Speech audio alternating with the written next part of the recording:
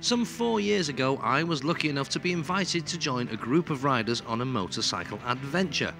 We travelled to Andorra, to the Pyrenees, to try some off-roading. We rode through deep mud, 12 inches of snow and the odd river. After 4 days of such riding, I was a physical wreck, but I can honestly say it had been one of the most amazing motorcycling experiences of my life.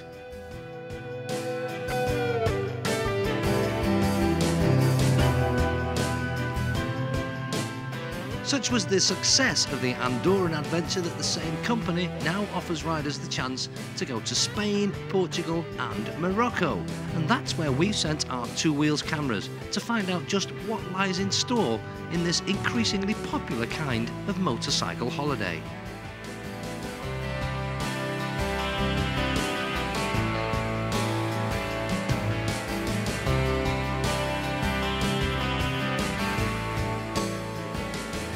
My name's John. I've been off-road riding about 10 years here in Morocco and in Spain, Andorra. We set off from Andorra 5 days ago.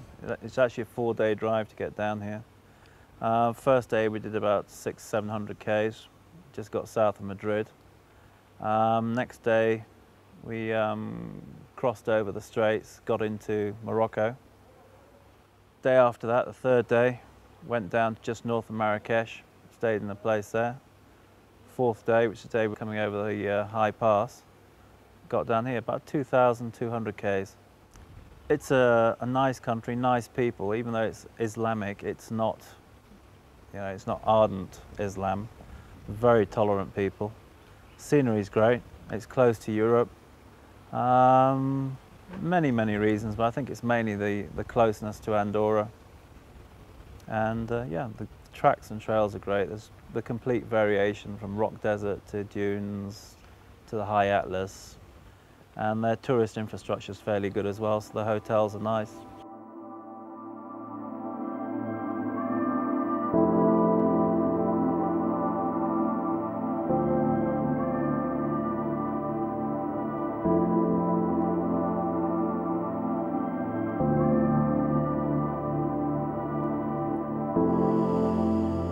My name's Ian Haslop and I'm here this week to guide on the 5-day desert special.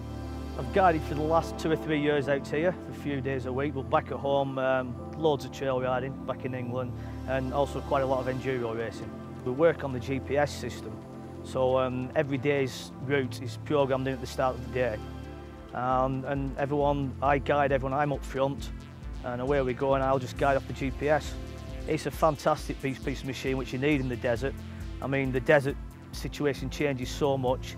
You can go down 1 week, there's a track there, the week after with winds, etc. The track won't be there, so we use the GPS for backup.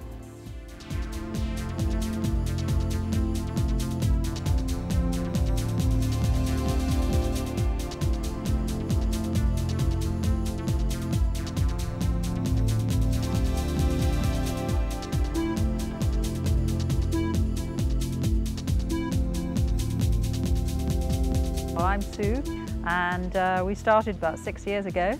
It was started in Andorra. It came from an idea of John's actually. He wanted to do East Africa, but we decided that Europe was a better bet to start with. And so we started up working out of Andorra, offering off-road tours in the southern Pyrenees. And from there we graduated to offering Morocco in autumn and spring because there seemed to be a gap for something a bit more exotic. And that's been going for, we're now entering our 6th year. Well, basically I've been obviously checking up on the accommodation side of things, setting up all the equipment room where we've got all the clothing and the gear that we supply to everybody before, and we have to equip them all before they set off. And getting the picnic side, if you like, the lunches organised, and doing all that aspect of the running of the company. On the clothing as such, we offer the full thing because we want everybody to be properly covered as such.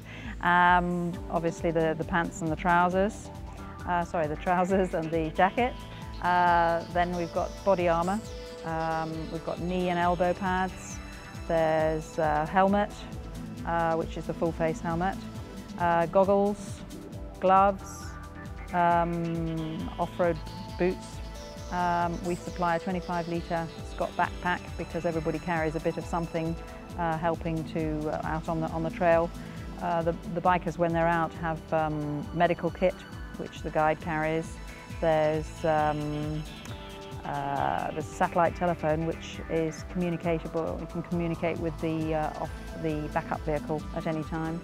And all the other gear that's required, maybe the inner tubes, spare inner tubes, the tyre levers, all that kind of thing, which everybody carries a little bit, so that, you know, it's spread across the group as such. Basically, I'm following behind the bikers all the time with the satellite telephone, which is of major importance. We carry a big medical kit on board. There's the stretcher and all the spare parts that might be required for the bikes, though we very, very rarely need them because they've been heavily serviced before each tour goes out. I've always enjoyed driving anyway, and obviously this is a totally different lifestyle, if you like. It's a great contrast, if you like, to a normal day-to-day living elsewhere, and then come down here to Morocco. Morocco, you can't describe the colours in Morocco anyway. You have to see them to understand the vividness of all the colours around here, the people and all that side of it. And the places I get to drive with the four-wheel drive, you wouldn't get to normally as a visitor to the country, because they're off the beaten track, totally. And therefore it's just a different environment, totally. It's too big to explain or to get across, I think, really. One has to visit it to see it.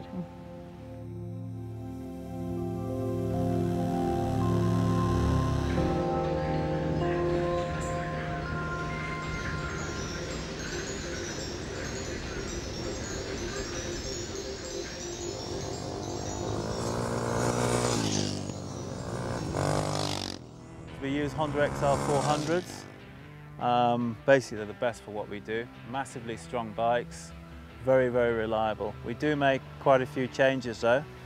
And I suppose the most important one is we put on a massive great bash plate. Very rocky in Andorra and in Morocco, so we need to take care of the sun. But starting at the front, we put on Talon hubs and rims.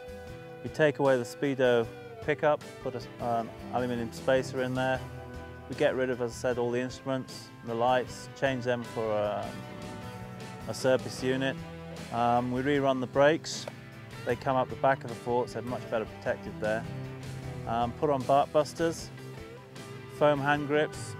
What we find is with normal hand grips, lots of the clients get blisters, because most of them are office workers most of the time. Öhlins rear shock. Find they're a lot better, far more reliable. It's got an insert from BSB aluminium in Australia. It makes it a bit quieter, doesn't lose any power. Again, the rear is a Talon wheel and hub, very, very strong wheels and hubs. I should probably also mention that we put on Renthal desert bars. They're a lot higher bend, means that standing up is a lot more comfortable. Basically, those are all the changes we do to make what is an unbustable bike almost totally unbreakable.